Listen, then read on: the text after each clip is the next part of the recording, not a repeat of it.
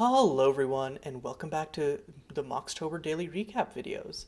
I'm Caillou, joined by Bradley Rose and Mark Confidant, and today's theme is mystery. So before we get into looking at the individual card designs, what is Moxtober? Moxtober is an annual event where each day in the month of October has a different associated prompt for you to do creative things in Magic with. Most people do custom card design, and that's what we're going to be looking at here today. But there are also people writing articles, making decks, essentially any sort of whatever gets their creative juices flowing with relation to the game of Magic the Gathering. Um, so definitely check out those by looking at hashtag MTGMoxtober on Twitter, as well as post tagged Moxtober on the Custom Magic Reddit. We're going to be featuring cards designed on either mtg.design or submitted through the Discords using LackeyBot. So if you want your card to be featured on a future episode of this, there'll be instructions in the description for how to do that. Um, but for now, we're going to look into some cool mystery designs. So, do any of you want to start off, or can I kick it off with something? You can go first Kick if it. you'd like. For sure. Okay, so the first card I want to feature is Mystery of Black Manor, or Mystery at Black Manor, or should I say Mysteries at Black Manor. Um, it's essentially a double-faced mystery, which is kind of a saga variant. This is from the MSC file. Um, It has when it enters the battlefield, target opponent sacrifices a creature. And mysteries are a special permanent type where it's an enchantment, and you meet certain conditions to flip it. Here it's an artifact, a creature, and a land, obvious reference to Clue. Um, and the reason I say mysteries at Black Manor is because the designer, Cajun, actually made a bunch of back faces to represent different characters from the Clue franchise. Um, you have Colonel Mustard, Reverend Green, Professor Plum, Miss White, Miss Peacock, and Miss Scarlet. And it's interesting because they actually posted these different ones across different discords, and it was I at first I was like, did I just imagine that? Because I saw one back face. And I'm like, maybe I just made that up. Maybe someone else posted a card that was Colonel Mustard. And I move over to another Discord, and it's like Miss Scarlet, and I'm like, wait, it was just Professor Plum. And then finally, Cajun posted them all together.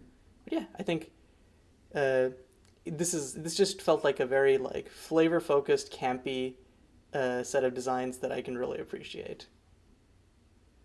I really You like did. I really like the idea of double-faced cards that have a different card back. I'm not sure what that would look like play-wise, where it's like this person is worried that the bottom card is Miss Peacock, or the bottom face of the card is Reverend Green, or something along the lines of that. But I really like the idea of having something where it can turn into one of several different things.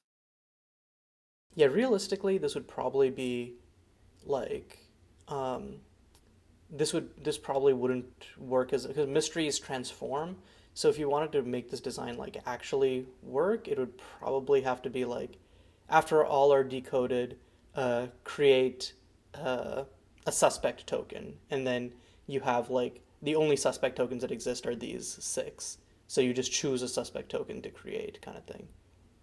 I think I actually disagree with you here. I think that you could have double-faced cards with a different card on the back. There'd be some deck registration problems, a little bit in constructed, but not a huge amount. It'd mostly just be like, imagine if you had a split card where one half of it was fire and then one half of it was we didn't start the or whatever. Um, Oh, that's actually a brilliant idea. Hold on. So you end up with some like weird registration things because the way you write down like double faced cards, at least nominally, I think, is Delver of Secrets slash Insectile Aberration is the way you would write that on a deck list if you were being very precise. Um, but in a situation where you have like front faces and back faces, you just write the front face and then specify what the back face is. I think. Yeah, I think I'm not that sure, but I don't know enough about it, so I'm going to defer to you. the tech of morph makes me believe in letting you being able to have something that's part of a card that you're not allowed to look at as an opponent. You're like, oh, I know that because it's face down, that's a key thing to me. Says I'm not allowed to look at the bottom. When you play Mystery of Black Manor, it has enchantment dash mystery or whatever it would be. It would key to me like, oh, the game says I'm not allowed to look at the bottom. Um, yeah, it's fine. I guess we've had some teases of different attribute name stuff with unstable and the different names doing different things. Maybe someday Black Border will have that. Yep, yep.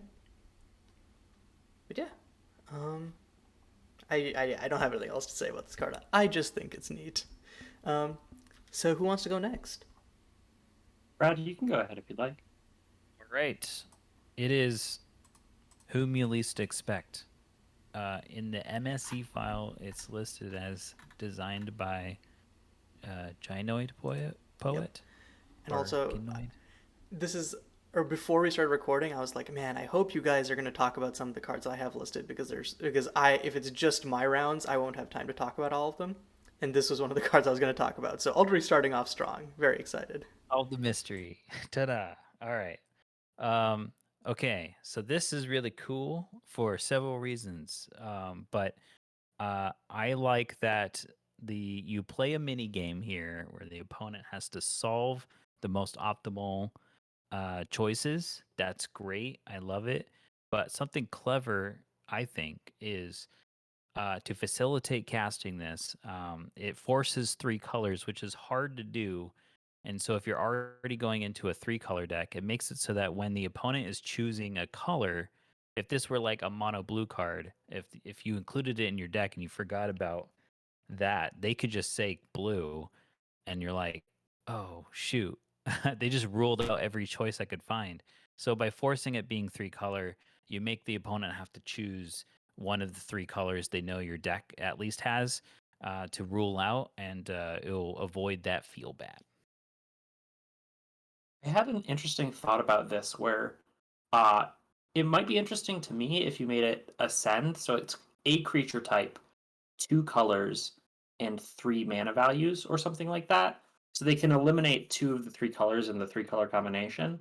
And then they could also eliminate some set of mana values that they consider the most intimidating from among things that you could bring in. Part of the worry that I have for this card in general is that you could get a set of a few things that make it so that no matter what they eliminate, you're going to bring something in that functionally wins the game. So I'm not sure how much uh, the opponent needs to be able to eliminate from the pool of available things to make this into a potentially fair card. I think I disagree a little bit because I think that even in closed deck list formats, if this becomes like a meta card slash meta deck, I feel like the opponent, unless there's like, unless there's like literally game winning targets at like, let's say 7, 8, 9 for all colors that share different creature types, which like if there's a broad enough pool, then like sure, but you can definitely use meta knowledge to like at least pick a card that you're most able to answer, or like force them to pick a card that's most able to answer, and also what are they gonna say? Oh, also like if in order to like really lock down all possible permutations, I feel like you'd have to like if you do that, then the opponent will have to run like ostensibly probably a lot of like quote unquote dead slots to make this function, and it already requires I think at least some unless you're like in this ramp deck and this just happens to be splashable or something, but yeah. So, as an example, like, let's say that my opponent casts this and I choose the creature type Eldrazi, the color black, and the mana value 9. So I've stopped their Eldrazi Titans, their Grizzlebrand, and their Inkwell Leviathan, so they just go and get a Frost Titan. I mean, right, but then they Yeah. still also have to be running Eldrazi Titans, Grizzlebrand, Inkwell Leviathan, and also a Frost Titan, which is like it's like that's an odd package. And again, that's assuming like an eternal card pool, which I think that at a certain point I think it just becomes non-productive to like be like, oh no, there's Eldrazi. Like yes, the Eldrazi ruined cheat out cards. Like Yeah, next that's question. fair. That's fair.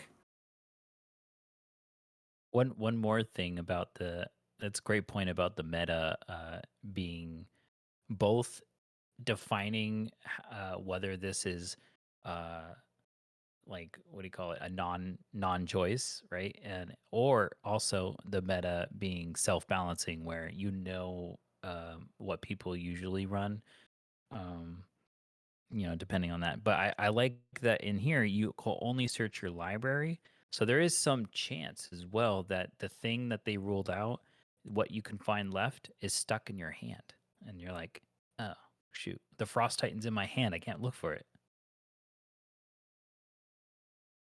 Yeah, that's fair Hmm. as well. Yeah.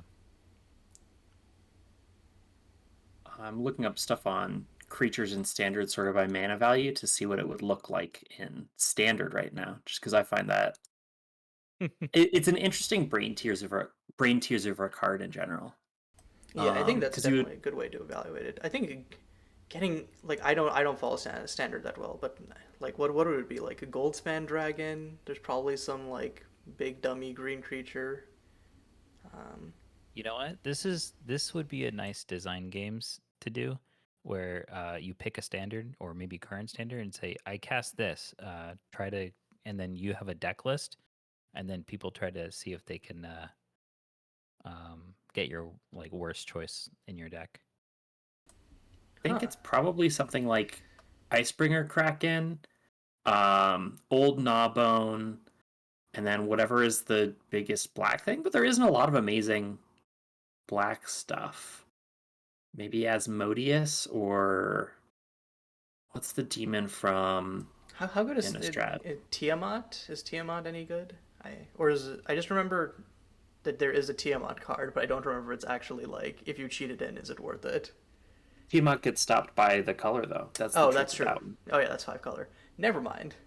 But yeah, Either way, this thing's an amazing brain teaser for standard. I'm not sure if I consider it totally insane in standard, the way obviously it would be in modern, but like I feel like it's playing with fire, but I like the fire that it's playing with, if that makes yeah, and I sense. feel like if it is an issue, I feel like I'd prefer to like push the mana value so that there's more time to potentially have interaction for it or kill them before it, rather than like forcing them to run more more like toolbox package cards. The, I think I don't know if that makes sense, but yeah. I like toolboxy cards a lot though. Yeah, but my thing is like I think this encourages you to run toolboxes where you can't usually cast most of the cards, which is I think different from how the toolboxes usually function. With so that's where I'd be like a little bit like if you have to devote like 1/6 of your deck to just dead slots, then yeah. Especially if, like Bradley said, then you're more likely to like draw at least one or two of them over the course of the game, and then it's just shut off. But yeah, at least I feel okay. I feel like at least I'm going in circles with talking about this, so I'm just gonna recuse myself from talking about this further for now. I think we were reaching a pretty natural endpoint there. Okay. My first card is from MTG.design. It's Questionable Leftovers. It's a green-black hybrid for a food, and you can sacrifice to gain 3 life the way you can do all foods. And it has Retrace, so you can cast it from your bin by discarding a land card, in addition to the rest of the stuff you got to do. I just really enjoy that this feels good but not great as far as things go if you're doing it in the unfair case of casting it after milling it. I would never mind just throwing land in the graveyard and getting a food, and I might enjoy it if I were in an artifacts deck specifically, or if I was in a deck where I cared about being able to cast things from the graveyard repeatably. Or even a And life gain so, deck where you can repeatedly use this to trigger it. yeah, exactly. This thing is like not insane on rate, but it's vaguely synergistic with a bunch of different things in a way that like just says hey, use this in some sort of engine or strategy. Yeah, I'm gonna be real. This is one of the cards I Yeah. had clocked for Moxtober Cube, just because it does. It's flexible because of the hybrid cost, and it does so much to like glue archetypes together while just being like good value. Yeah, it's just Mm. simple and effective. I'm a fan. Yeah. So many things. Sacrifice matters. Artifact matters. Life gain matters. Food matters if you're into it. Or storm off if you want. No, maybe not storm off, but um, I like that retrace is for lands, and when you're in a position where in a limited environment you're in top deck mode, that's usually what you don't want to see. When you draw the land, you're like, oh geez, I'm about to lose the effect that you pair with retrace. Gaining life is great because that may actually buy you time to get to the card you need. Yeah, one thing Patrick Sullivan talked about Retrace on a recent episode of The Receivables, and one thing he talked about it being kind of bad for is it made uh, end games very consistent if you had a high mana value Retrace card, because you would just be playing that card over and over again, or drawing, real cards that you could do stuff with. Where the cheaper Retrace cards had a little bit of repetition, but didn't make it so that top decking lands was just fine. They just made it kind of a little bit less bad. And I think this hits that spot pretty well. Nice. Okay. Um, Anything else to say about this? I'm No, good. Okay. I'm No all more right too. seconds. So my next card is in the MSC file. It's designed by Luke Ritchie, um, and it's Emory Amnesiac Sleuth. Like, I'm going back to double-faced cards. And I guess the little story behind this is that I was talking to Bradley and Mark about before we started recording is that um, sometimes I have worries about like prompts where I'm like, oh, does this lead too much to this, or like in this case being like, does mystery lead too much to investigate, um, and then when I actually look at the cards, it takes me back to uh, like when last year when I started looking at Moxtober stuff, where it's just like the creativity that people express through those mechanics makes me like wonder why I was ever worried, because they Magic is such a flexible game and people are just good designers and find fun stuff to do, and this is no exception to that rule. So Emery Amnesiac Sleuth, uh, 3 for a 2/3. Whenever you sacrifice a clue token, you get to reinvestigate and mill 4 cards, and you can use the Fancy New Disturb mechanic to cast him from your graveyard. Um, and here's a line of text that I really picked this for. At the beginning of your upkeep, if you control more clue tokens than cards remaining in your library, you win the game. So you do need like a good amount of build around for this. You need to have some way to make clue tokens. You need to have some way to either sack this, or you need to have like ways to get multiple copies, or like get a copy of this into your grave. So you can't just be like running a one of, like I know some Lab Man combo decks do. Um, but then if you can get an engine going off, you can just mill through your whole deck, and then uh, and I guess an important thing is it also says at the beginning of your upkeep, so it gives your opponent like room for interaction. So there's lots of like interesting like safety valves on this. Oh yeah, also yeah, sorry, I just realized you can't. No, you can mill into Emory. Sorry, if you Emory would put into a graveyard from anywhere doesn't count because the front face doesn't have that line of text. But yeah, basically, I'm saying I think this is a cool implementation of both Labman effects and interesting investigate designs. So I do really like that Investigate leads itself towards very engine cards. So there's a lot of just wanting to reward cracking a clue and give you the ability to do stuff with your investigation. I slightly wish that this didn't have investigating when you sacrifice a clue, so that it leaned a little bit more on other cards rather than self synergy. It already seems to have like a little bit of self synergy in that you can mill an Emory with an Emory, and I think that's sufficient, and it doesn't need to um, just kind of play ball by itself quite so much. But I and do like the idea of just having this engine that you're going off with that will get you to the specter and get you to a state where your opponent has to remove it or pass away. Yeah, and like people on Discord were pointing out that yeah, if you have a way to like if you have a sack outlet for artifacts, you can kind of just uh, infinity loop because it doesn't say sacrifice whenever you sacrifice a clue to its own ability or something like that. It just whenever you sacrifice a clue. So Yep. Yeah, you just mill your whole deck if you have that. But as far as winning with this card, I like that there's the stopgap of yes, you can mill your second copy, but you have to pay the 3 blue. That's now, yeah, that's like a screech to a halt, even though you've already milled your whole deck. You still have to jump over that hoop. So even if you sacked to get colorless mana, yeah, there's a little more you have to do.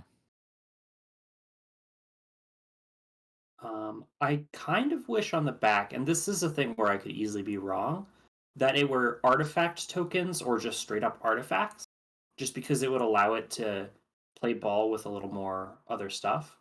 But that might add too much power to the back half of it. I'm not positive. yeah, I think being able to like lab man while still having cards in library so you don't lose to a removal spell on it is I think that's like a pretty real reason not to give it more power than it already has, I guess. Yeah, that's very fair. I Also, like just the quick, story that's being told here with if you have more clues than library, it implies to me that you know more than there is left to learn. And in this case, literally a library of knowledge that you could learn. Um, so therefore, you're of course you've solved the case. I Yeah, like the it's a really idea. good. No, sorry. Go ahead. I like the idea of the investigator who dies after discovering the secret, and they come back and reveal what the secret was. Just because the first half of that is so tropey for mystery stuff of just like, ah, I found it out, and then they kick the bucket. And what I was going to say to what Bradley was saying is that it's such a good representation of flavor through mechanics, which is something that I'm Mm. a big fan of. When you don't even need flavor text to really sell, uh, like I think you could even almost strip this of name and art, and it would still be resonant, which is something that's really cool. Yeah. One thing I was going to say a little bit earlier is anytime that I'm like suggesting changes on a card or saying, well, I like this part, I don't like this part, um, just because I don't like a thing doesn't reflect negatively on the designer at all. And I just want to stress that. Usually, if I like have notes about what I would change on a card, that's kind of, I don't know, a little complimentary because it implies that there are knobs for meaningfully changing something to improve it, which you have to build into a card. It actually takes effort to make a card where even if it is like a little strong or even if it is a little doing something that I find dangerous, it leaves the door open for improving itself. Well, speak for yourself. If I ever criticize or comment on your card, I think the card's dumb, I think you're an awful designer, and I never want to see your face around here again. I'm obviously joking. But yeah, I agree. I agree. But yeah, what's your next card, Bradley?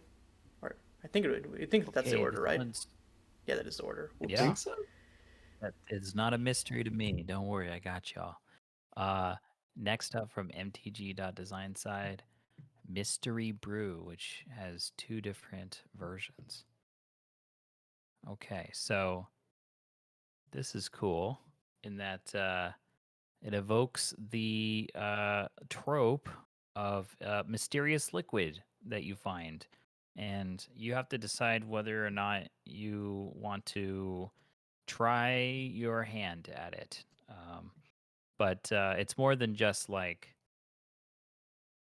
it's more than just going a simple choice of oh yes or no. I'm glad that they had you choose a number of 2, 3, or 4 to give you a little more in depth. Like, oh, what's the tactic here? If I don't want you, if I want to guess wrong or right, I can go even further and do this smartly instead of just making a literal coin flip. And usually when I see two different versions of the card, I just assume that like someone is like correcting a mistake and resubmitted it. But here there's like an actual play to it where it's like both of the versions of the cards do different things. So it can do that unset thing of like, yeah, I know that there's several different versions of this card, but which one do they have? So that's a fun way. That's a fun way to keep it a literal mystery from them. Yeah. This kind of reminds me of an idea they had for the canceled Un2 set or Un3 set, whichever was the one where they were designing stuff. They thought about doing cards that are like the back of those cards where you get a gift card and they scratch off for that like code that you can enter in to look at the gift card balance, except with rules text underneath that. So you take a quarter and you scratch off part of that in order to see what the next instruction on the card is. Wow. Yeah. I think this fits into another theme that was relatively commonly occurring in mystery, which was hidden information that creates tension between the players. So there are a lot of like factor fiction-y style effects. There are a lot of like, oh, do this face down or do this in such a way that there's this like tense, like, what do they know that I don't sort of thing happening with the card resolving.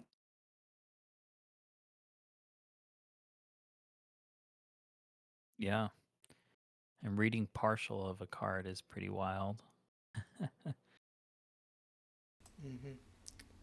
Oh, one thing that I noticed is they're actually, unlike some of the other Moxtober cards, there isn't actually a designer credit on the card render itself. Um, could someone nip over and onto the website and check out who the designer is? Just real quick. Let's see if I can hunt it down. Let's see if it credits it there without the um designer having put it in. Because I'm not sure that it may just be that they had nothing put in for their design credit, but it's still tied to their account in some fashion. I think that's possible, but I'm not positive one way or the other. So let's go to MTG Or actually, wait. Design, How about Moxtober. I'll look this up, and then in the meantime, you can talk about your next card. I think that actually works out time efficiently. TM. Um, what was the name of this card again? Actually, let me double check It one was thing. Mystery Brew. Um, let's see. I don't think it says on there who designed it either, sadly. We might be able to ask Ancestral, but I think if they don't put it in a design credit, they've just submitted it kind of functionally anonymously. Ancestral can still see who the email of whomever submits Yeah, everything is. yeah, That that's mystery. probably like a little. If they haven't linked it to their account, then it's probably all good. So, but yeah, Yeah, this is just a dope It is design. a mystery. yeah. It's on theme. If you're watching this as your cards, well done. You can Yeah, make yourself known if you like. yeah, We and, should just and if put you this and if card you on and if you'd the. like to retroactively, if you'd like me to retroactively add design credit, I can definitely edit that in. So no worries. Just hit me up in the comments. But yeah. I feel like we should put this card on the back of milk cartons and be like, "Have you seen this designer?" Okay, so my next one is also from MTG.design, and it's Sadist Quandary. Search your library for 2 instant or sorcery cards with mana value 5 or less. Exile those cards, one face down and one face up. Target opponent chooses one of those cards. You may play that card without paying its mana cost. And this is designed by Fork. I just really like factor fictiony style effects. This one, it's a little imperfect in that it becomes a lot easier to do stuff like just get functionally the same thing, a damnation and a wrath of God, for example. But I really enjoy the idea of, well, you can give me the devil that you know or the devil that you don't, and the mystery of wondering and worrying what the face down exile card is. Yeah, I kind of wish that it said different names as well, because you can also just get damnation and damnation, and there's just no play to it. Oh yeah, that's definitely a mistake on their part. I think that that's the sort of thing that would just be trivially edited. Someone would note like different names when running it through whatever design process they were doing, For sure, and it for would sure. end up like that. Maybe also different. I don't know if you'd want to make it mana values or different specific mana costs. Hmm.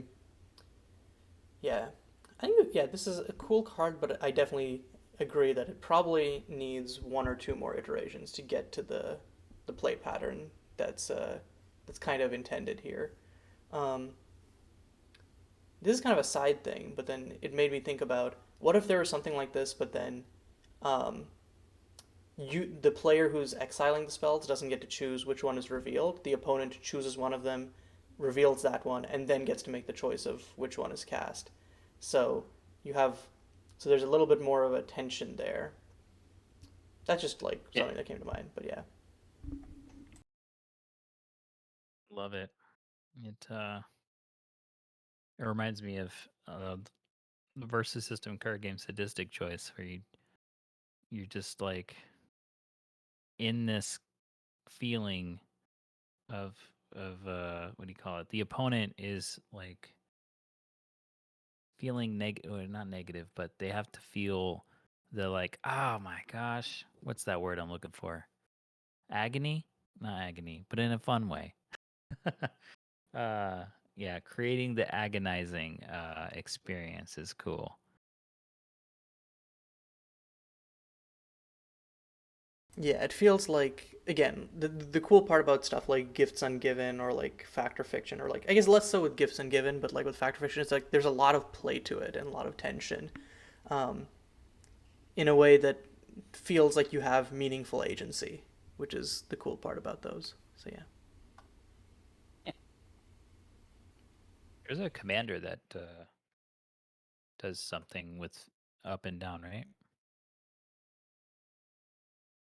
Yeah, it's from Theros, Beyond Here we Death. go. Atris, yeah, Oracle of Half Truths.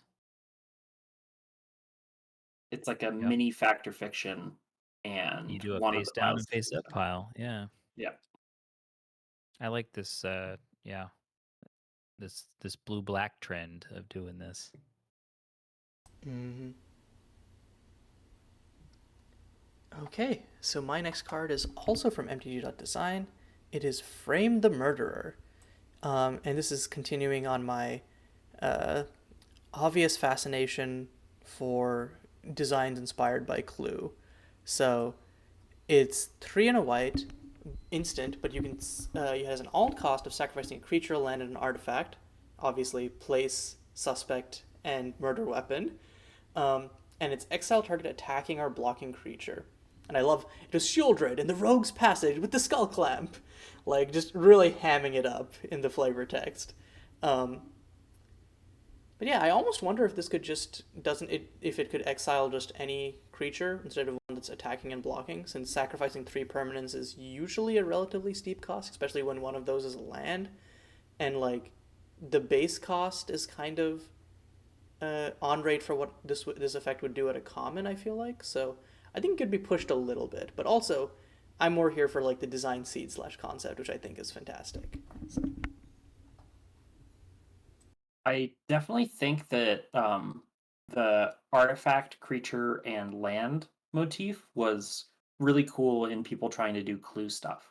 And while I wouldn't necessarily want to see any sort of like what is it, the crossover worlds, any of those with clue, it does have a lot of evocative little pieces that you can do. It's Yeah, very we're. clever Sorry, go ahead. alt cost. I love it.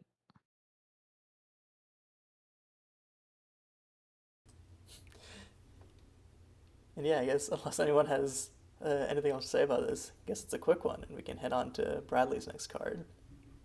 Yeah. uh, let's go with Magic Set Editor Worlds. This is Immoral Research, and it's listed as designed by Cheesecakejedi. All right. This one is very simple, and that's which is great to have among all these designs. Some of them can get complex to evoke a feeling. It's very cool to just I already know what's going on. They're tearing up people to find answers, and they have no qualms about it. That's a very well done one sentence enchantment they could do, and it's also black is the color, just elegantly like just sack creature, draw cards. Clues are just sack draw, so you just attach creature type to it. You're already there. You're done. Do you guys think that clues should inherently give the 2 mana sacrifice it, draw a card effect? Do you think that should be tied to them the way the mana abilities are tied to basic land types? Yeah, honestly, like because there's also there's been a bunch of custom sets where they do non-token clues, but I think that oh actually I just realized something. One thing that not having it be tied to the clue line does is for non-token clues, it helps or non-token foods as well. It helps people register that it is that type without having to look at the type line, which sometimes they can gloss over. So, actually, I completely switcheroo my point to actually being against clues naturally granting that ability. See, but you can cheat a little bit and you can put it in reminder text at the top the way they did on the OG Shocklands, I want to say. Right. That is fair. Yeah, it would Hmm. say. I don't think they addressed this in Modern Horizons 2, right? They have only stuck with investigate, and there's no chance where having clue just implied uh, having those abilities is always written out in rules text. Um, and I guess that may be at fault because of like investigate itself is the one that has reminder text uh, and then clues wrapped up in that. But yeah, so if needed, tweak this card to say there are clues and they have this ability uh, to Zach draw a card. Yeah. But yeah, I think definitely it's a lot more punchy with that one line. So it would be ideal if we could just be, just sneak it in there. Sure, Hmm. they have the sacrifice ability. We just assume Just edit the rules in a couple subtle ways. And that's actually totally fine. They edit the rules all the time in order to make things work slightly cleaner. for sure. Yeah. Hmm. Yeah. What's your next card, Mark? Uh, my next card is the first card designed by Juliet in the MSE list, uh, Gravewave Warder. That's surprisingly difficult to say. So it's a hideaway creature, and then it has for 1 and reveal a card hidden by a permanent you control. Counter target spell, targeting that permanent, unless its controller pays X, where X is the revealed card's mana value. Um, I do kind of wish that there was a way to make the reveal permanent, because as far as I can tell, revealing a thing like that is temporary. It's like it becomes unrevealed at the end of the turn or something along the lines of that. But I'm not positive along that front. I need to look specifically Yeah, into and the if rules the for life reveal is a force. cost, does that mean that you can't like? Because I think if it means that you can't like just pay a bunch of mana to spam out the ward ability essentially, then that would make a lot of sense. I mean, I'm going to assume that's the intended use case where it's a one-off kind of reveal counter. Yeah, you gotta have. They have to know how much to pay, so that having it in the cost is good, so that you don't on the stack go. Are you gonna pay it? Well, show me. Like, well, I don't want to show you if it's gonna get counter. Yeah. I also like I think hidden by. It's not expounded on here, but I think that also includes morph and manifest cards hiding things. Um, so you could morph a thing, and then you use this to let the morph thing protect itself from a burn spell or whatever. Oh, that's wild, man. Oh, because and that makes a lot of sense for what Juliet's doing because Juliet has manifest in her Jumpstart collection. So Yep. the I think it's in black green, which makes a lot of sense for the overlap because if you open them both, it's like, oh, cool, I'll just build a green deck around hidden permanents. Oh yeah, that's a really Yeah. cool piece of intersynergy there. Oh, and you brought up the jumpstart thing, which is if you're just finding out about the Juliet's project, it's uh, if this card is part of a blue green pack, so it like implies that everything has green and blue, but it's just easier to cast either one, which is why this is you can use blue to cast a 2/2, one in a blue. Normally, you wouldn't see that kind of stats for a blue creature, you know? I think they just printed the first blue bear, though it's also at rare. But yeah, I think they're definitely they're being a little fast and loose with power. This is news to me. I'm gonna have to go and journal. Thank Hmm. you. Yeah, it's actually it's because it's a blue one drop that you can kick, and if you kick it for one, it enters the battlefield with the +1/+1 counter. Or sorry, uh, you can kick it to make an opponent's land an island, and it gets +1/+1 as long as an opponent controls an island. So it's functionally a bear for two. So, but yeah, I see those sneaky peeps. That one though is in historic Jumpstart, right? So it's digital only at the moment. I think so. Yeah. See even more of those digitally sneaky peeps. But yeah, Gravewave Warder, super cool. Excited to see um, more of Yeah. how Juliet repurposes these canon mechanics and makes them synergistic as the month goes on. But yeah, I suppose it's my turn. So my next card is in the MSC file. It's designed by Dravos. It's Impetuous Vigor. So, and on the type line is Riddle Enchantment. Might be wondering what a riddle is. So riddle is basically just a marker type introduced in the custom set Riddles of Revio. Essentially, the idea was in that draft environment, all the riddles had a special rarity, um, and they basically signaled like, hey, this card seems weird, but there is a way to enable its weirdness in the limited format. Um, Stuff like creating an H0 token, which would normally die. Um, there was one that at the beginning of your upkeep, if this is tapped, do something. So a bunch of ways where it's like the implication is that there are interesting synergies that you can use to turn them on. So with that kind of explanation out of the way, whenever you cast a creature spell, you sacrifice this.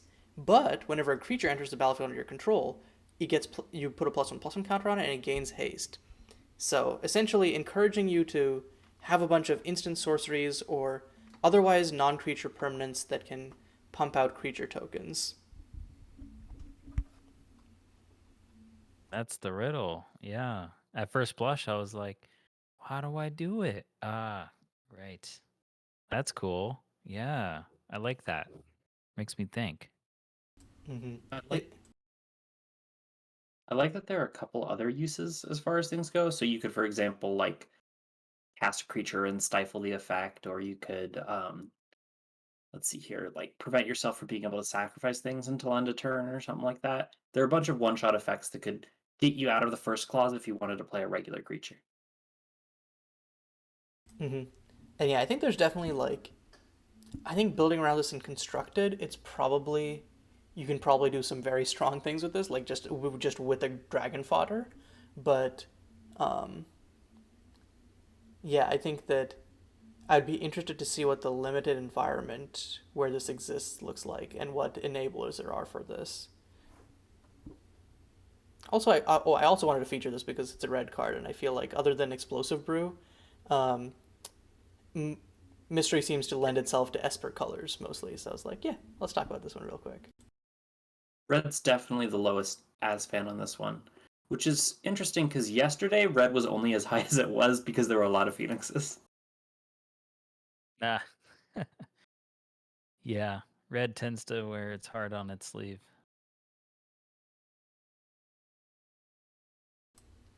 Yeah. Which card do you want to talk about, Bradley? Here we go. MTG.design. Witness to the deed. Okay. So, I like that this is setting up what happens in like real life. If you try to get away with something it would be more successful in the city if you imagine get away with something in the city, you know that there's people exist around you, but you could get away with things that people don't see.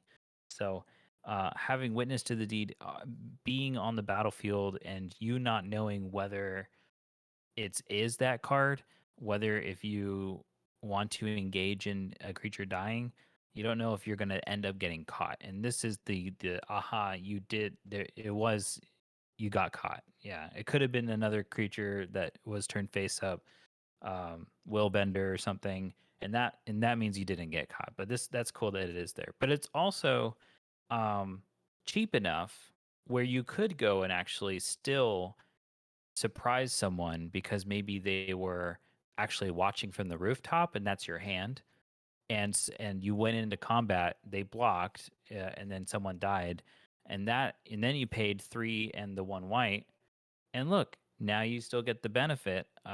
They were just watching intently.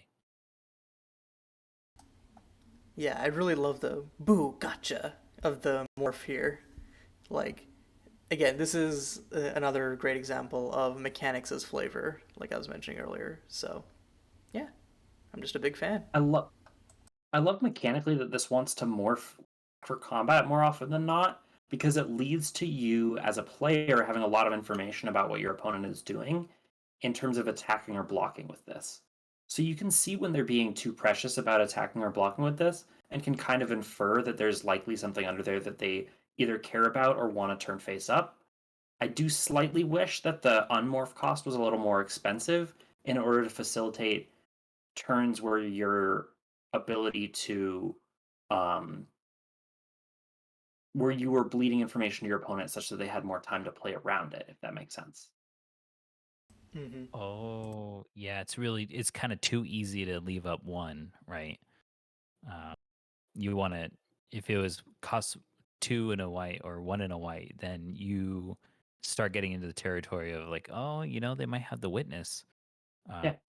Especially since it's yeah. like, if you get multiple copies of this, like playing this on curve and then morphing it is pretty good because you have an aggressive beater that's then likely to either trade or be eaten on blocks, and then you can just flip it.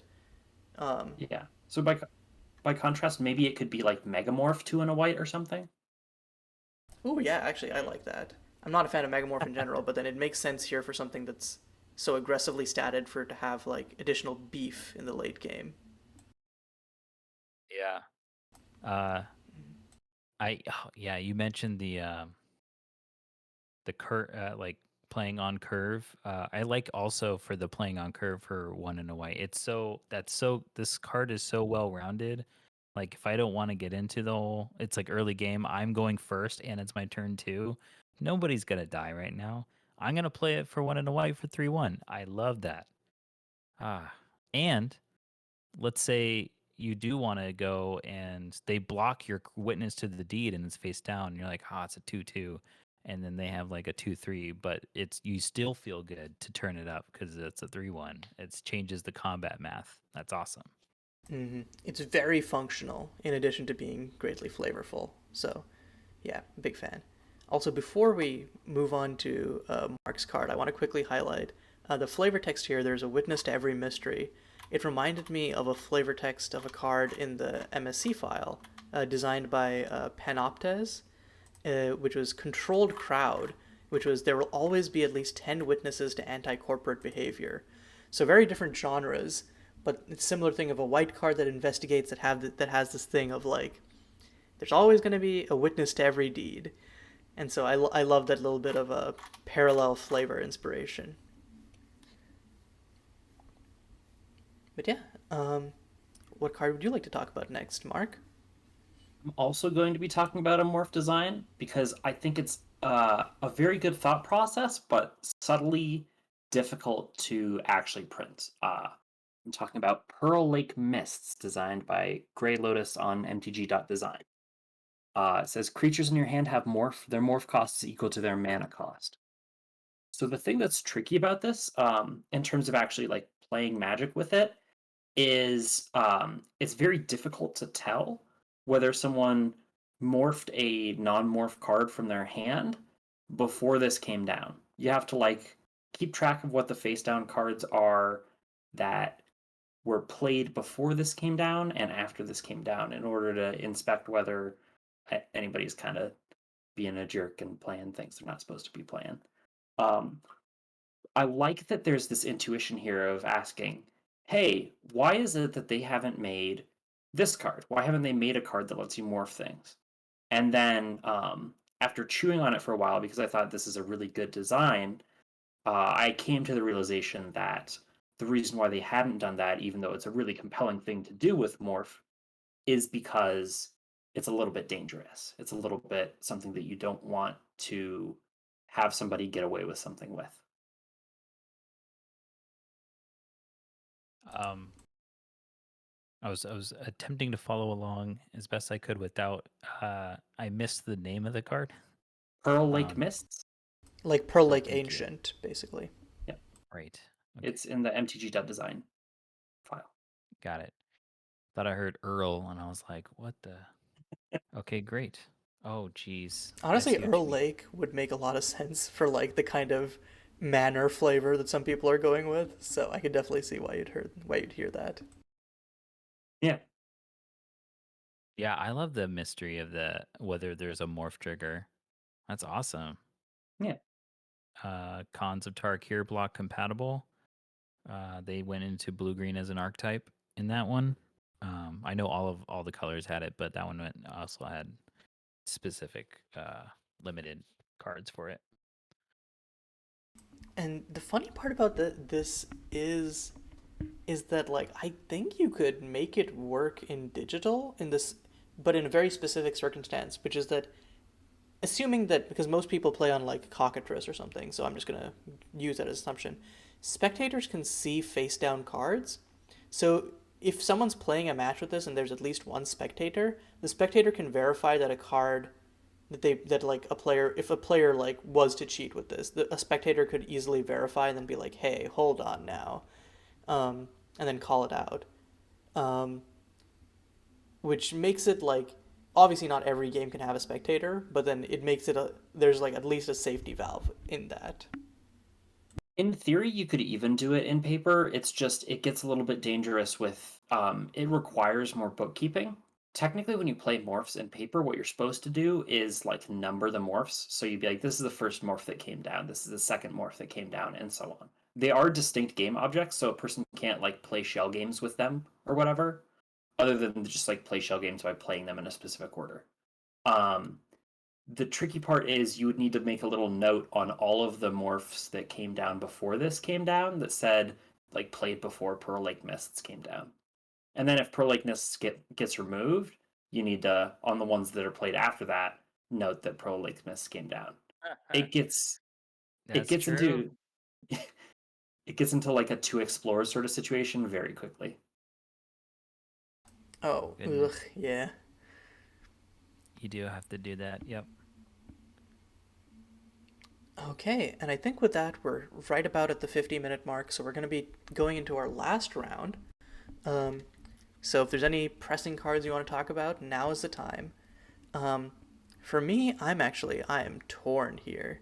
Um, but I'm always a fan of custom lore, so I'm gonna uh, choose a card that gives me a chance to soapbox about that. It's gonna be the Killer and the Detective from the MSC file, um, designed by QueenEmily, but it's all the way at the bottom. This one actually has a name. Um, it's legendary planeswalker Eve Jericho, and the abilities are fairly simple. Draw a card, then investigate, destroy target creature its controller investigates, and then you get to like do a big factor fiction but free cast on the alt. I think that mechanically it's not like crazy exciting, but the lore here is that Jericho is a planeswalker from the noir set Secrets of the River Cities by Zangi, and then Eve is a planeswalking cat. That black cat is a planeswalker who's originally from the set Riddles of Revio by Emily. And what happened was, in the original Jericho card art from Secrets of the River Cities, um, there's a black cat on Jericho's shoulder. And so Emily asked Zangi, hey, can I retroactively have my cat planeswalker be in your set? Because I think that would be really funny. And Zangi was like, yeah, sure. Doesn't seem to violate anything. So we this card is kind of representing that partnership and union post the events of that set. But yeah. And yeah, the killer is Eve, who is a very selfish, murderous little cat. Um, and then the detective is Jericho, the dude. But yeah, I'm a big fan of this card for the custom multiverse lore that it brings. I That's love really cool. I love I Planeswalker team ups. yeah, we've seen Will and Rowan on one card. Have we seen others? I don't think so, right? In actual print. I'm trying to I think. I'm believe not that's the sure. only one. Yeah. Very cool. Yeah, I like when seeing like planeswalkers when you see them again, you can see what they've been through or how they're different. Um, I know, I was, I remember when planeswalkers first came out. One of the most mind blowing things was seeing a Johnny with white and red, and I'm like, what is going on here? Why are you blowing up all the lands? Like, I thought you were a white planeswalker. But yeah, very cool. Hmm. Oh yeah, and just a quick plug: if you like Planeswalker team ups, check out Magic Champions, which is either going to come out earlier or later this year or early next year. Which is kind of a it's I'm not sure if you know about like the like battle community or like the idea where like it's just like I think Goku would beat Luffy, and it's basically just like a set that's just a giant arena championship thing with a bunch of Planeswalker team ups, set that which has like this cheesy in universe justification of a Planeswalker who is kind of a showman, brings all these Planeswalkers together to have kind of a championship tournament show. So that set has a bunch of Planeswalker team ups. So I'll definitely shoot it your That's way hilarious. once it comes out. Yeah. Kind of kind of a Mortal Kombat sort of vibe of just brought them all here and they have to fight. Pretty much, yeah. Yeah. Finally, we can settle Goku versus Naruto. I don't know if they're in there, but Oh no, uh, it's custom mm. universe planeswalkers is the idea. Oh, I see it. Well, that's really cool. I like that. Yeah, that's my last card for today. Bradley, what's going to be yours? Well, we gotta hand it to MSC file, The Perfect Crime. It's listed as designed by IEMCD Ian. Okay, this one's another clean design. We like these here. Some for some of these, and there's not. I haven't really seen a lot of effects that just get rid of the whole everything attached to it and all in exile, and that matches perfectly with when you dispose of a body that you just murdered and there is nothing left for you to bring back. Exile is gone. You're gone, unless you have to do the AWOL thing, and because sometimes you can pull from exile still, but they're gone. Yes. Bradley, I love you because I mentioned earlier I was conflicted on choosing which is going to be my last card, and this was the other card I was debating on. So yeah, this card is sick. It's again very straightforward removal that does a really cool thing flavorfully. Um, Also, I think particular shout out to the art here because I know Ian likes using like paintings, particularly like retro style paintings, and I think here just the long dock gives a really good feeling for like a body was disposed here. But with when there's no murder or like or like people in the actual art, it really contributes to that feeling of like there's nothing to see here, folks. So yeah, big fan. I think this is a slight color pipe bend in the sense that black is not usually able to kill artifacts or enchantments, but it seems like it's the sort of bend like that one removal spell that killed vehicles in Kaladesh, where it's in the spectrum of things that isn't too far away from what black could do and doesn't get rid of one of its foundational weaknesses. Because obviously, black, instead of just like blowing up an equipment or an aura, it can just blow up the creature that it gets stuck onto every time, even if it's like a rancor, or even if it's an equipment that gets equipped over and over again. So it's not so far out of black's wheelhouse that like it screws anything up so much as it is just like a little bit funky.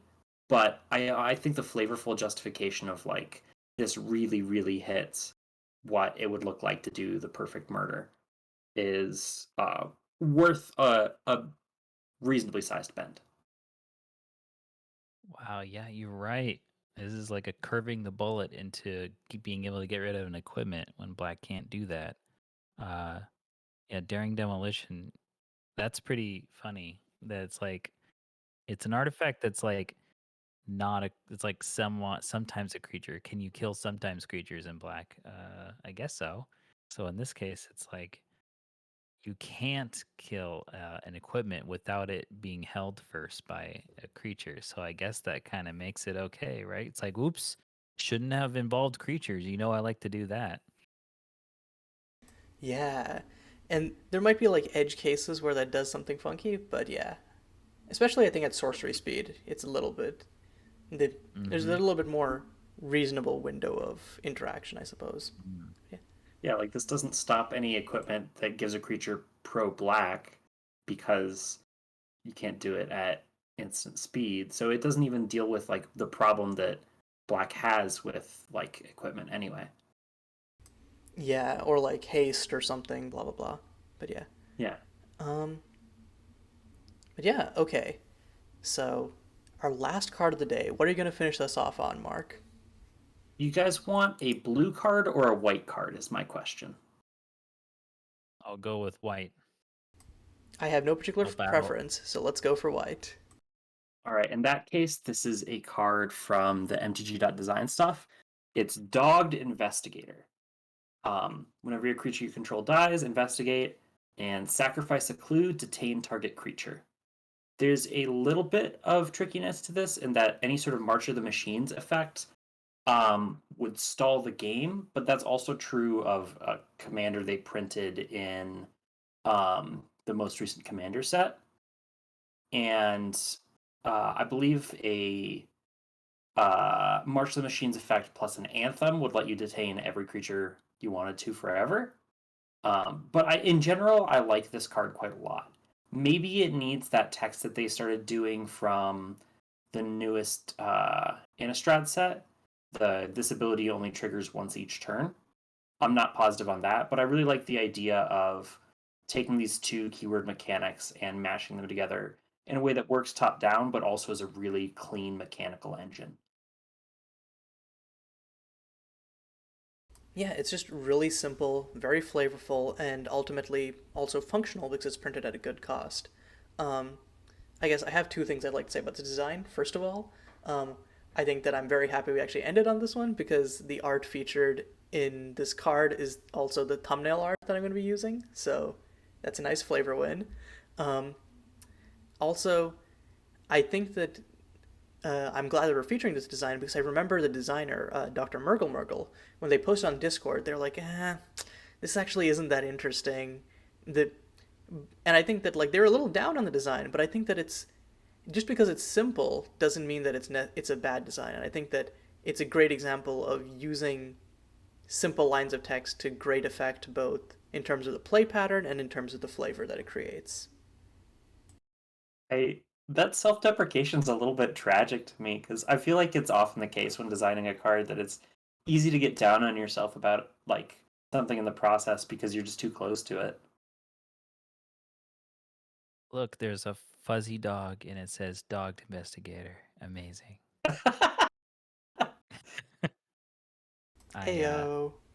I love it. I also really like just clean names as well. Although there is something to be said, like Sarah Angel is cool in that you go, what does Sarah mean? And then you get into lore. But I do like when it's just, oh, this one is This is just a plain name, and this is Dog Investigator. Yeah, it's not just what do you call it? The Gavany Investigator if this were on Innistrad or something. I feel For like sure. Dogged is the perfect adjective here because both detain and investigate have really big like beat cop energy to them. And so this just it is really strikingly just like a beat cop on the prowl trying to figure out what's going on with stuff. Well done. Yep. Okay, and I think with that we can come to the close of the episode. So, regular acknowledgement section. Thanks so much to both of you for coming onto this episode and for organizing Moxtober in general. It's been big fun. Thanks to Ancestral and Cajun for helping us curate and essentially have the mtg.design and LackeyBot MSC collection files respectively. Like I said at the beginning of this episode, if you want your card to be featured in one of these recaps, submit it to either of those. Instructions on how to do that are going to be in the description. And if you want to download the MSC file or check out the mtg.design galleries, also going to be linking those in the description. I think that's about it. You guys have anything you want to say before I wrap up? I do have one small thing. Just a heads up for folks, please use artist credit when posting Moxtober things where possible. Artist credit lets it be cross-posted to the Custom Magic subreddit or cross-posted to Custom Magic Discords. It allows it to be featured on the front of mtg.design, and it really is just kind of a fair and equitable thing to do for the artists who are making your card look more finished and more complete. So please, if you haven't been already, just add artist credit to stuff. Every card that we put on here has artist credit, and it's always kind of sucky when there's a barrier of like this person didn't post this with artist credit, so we can't put it up. Yep, and it's like, yeah, artist credit is definitely, it's the bare minimum because artists, like, we're using this art in a non-commercial purpose, but it's still being distributed in a way that usually the artist won't see any revenue from it unless you provide artist credit so people who are interested can be like, huh, I like this art. Maybe I'll go check them out. Maybe I'll follow them. Maybe they'll lead to a commission later on. Or maybe just having a bigger following means that the artist is more likely to get professional work. Stuff like that. So, yeah, at the very least, put artist credit, people. And if you notice any cards either on, actually, we can't really control mtg.design, but if you notice any cards in the MSC files or any cards that we featured here today that don't have artist credit, definitely let us know in the comments and we'll add them in. But yeah, other than that, thanks everyone for watching, and see you all tomorrow for Moxtober Day 3 Pawn. But until then, this is going to be Caillou, Bradley, and Mark signing off.